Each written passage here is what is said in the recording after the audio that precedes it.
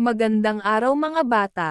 Ang pag-aaralan natin para sa araw na ito ay tungkol sa pagpili ng mga halamang maaaring itanim na matatagpuan sa komunidad gaya ng halamang ornamental, halamang gulay, at punong prutas.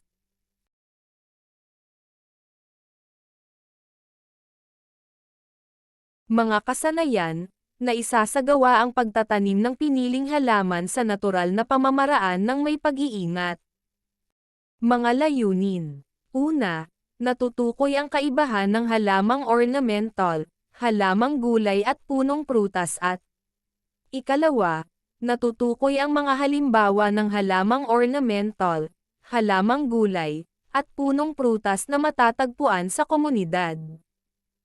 Magbalik-aral muna tayo tungkol sa nakaraan nating aralin, isulat sa papel ang inyong sagot. Narito muna ang ilan sa mga patakaran ng ating laro. Una, sagutin ang mga tanong. Ikalawa, magkaroon ng puntos. At panghuli, manalo sa paligsahan. Handa na ba kayo mga bata?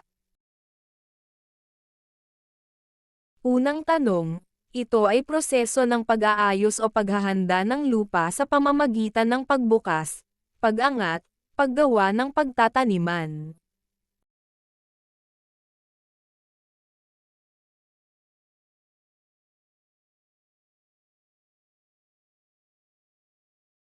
Ang tamang sagot ay pagbubungkal. Nakuha mo ba ang tamang kasagutan? Magaling. Ikalawang katanungan, ito ay tumutukoy sa natural o komersyal na karaniwang nilalagay sa lupa para madagdagan ang sustansya ng lupa.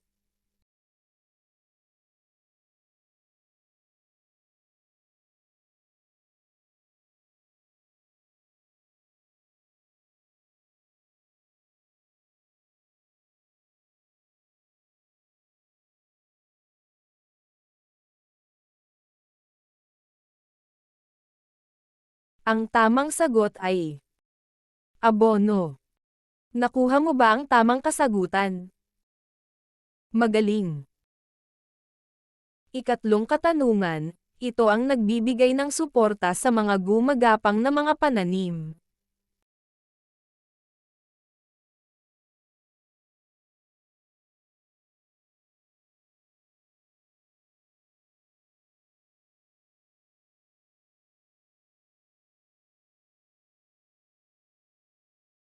Ang tamang sagot ay baklad. Pang-apat, ito ay proseso ng pagpapanatili ng halumigmig ng halaman upang hindi sila matuyo.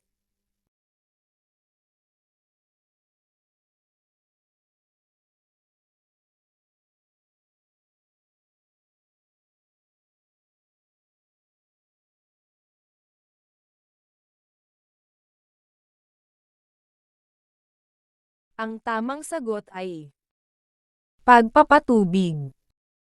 Nakuha mo ba ang tamang kasagutan? Napakahusay. Panghuli, ito ay ang paglalagay ng pesticide sa mga halaman upang mabawasan ang mga peste sa taniman.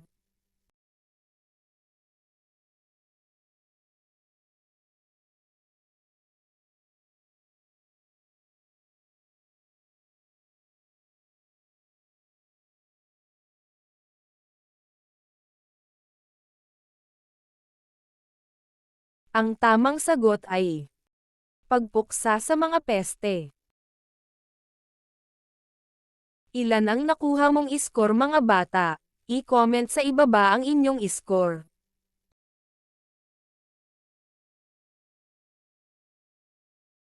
Tukuyin ang mga sumusunod ng mga halaman bilang ornamental, gulay o punong prutas.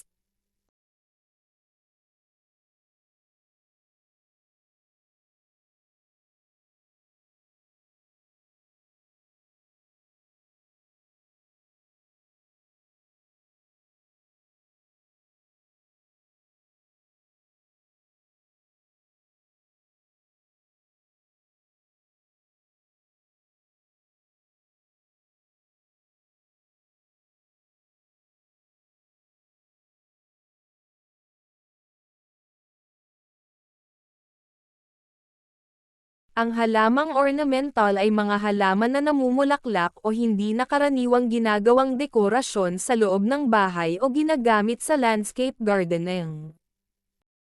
May alam ka bang mga halamang ornamental na nakatanim sa inyong bakuran?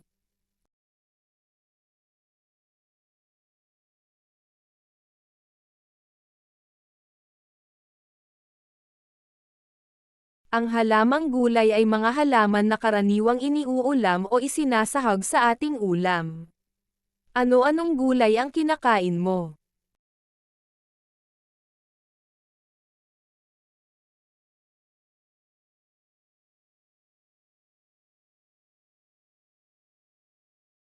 Ang punong prutas ay mga halaman na karaniwang namumunga na siyang nagiging prutas at nagbibigay sustansya sa ating katawan. Kadalasang ginagawa itong panghimagas. Anong mga prutas ang kinakain mo?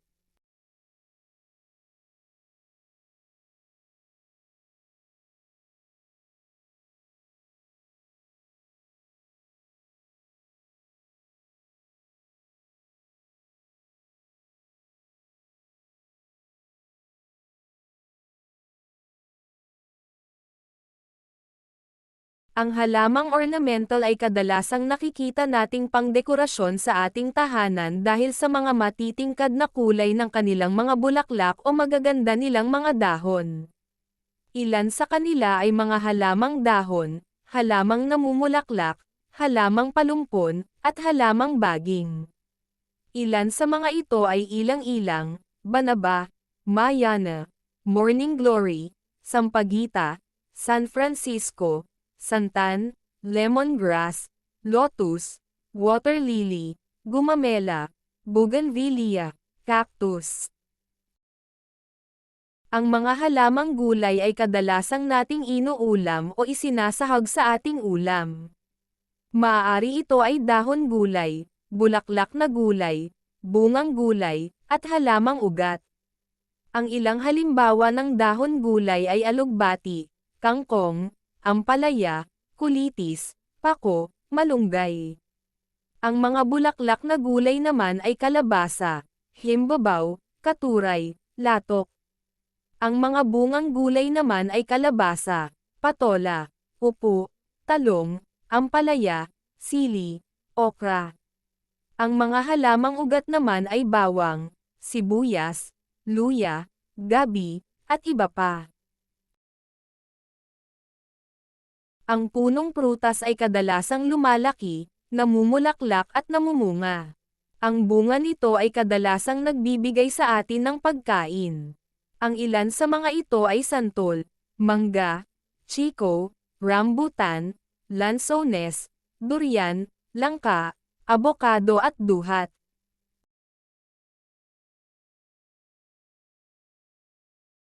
Narito ang pangkalahatang hakbang sa pagtatanim ng halaman, basahin natin.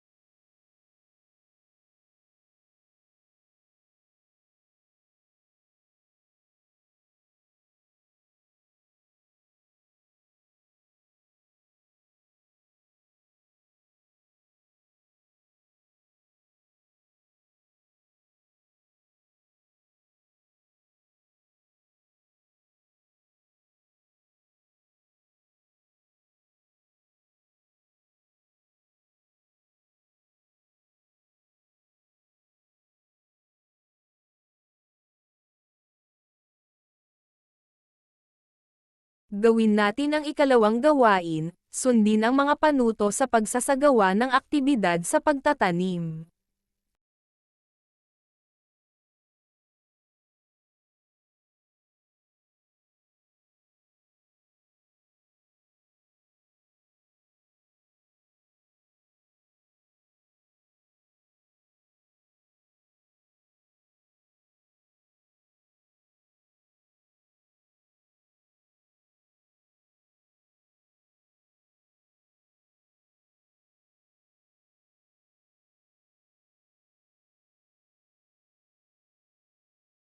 Gawin natin ang ikatlong gawain.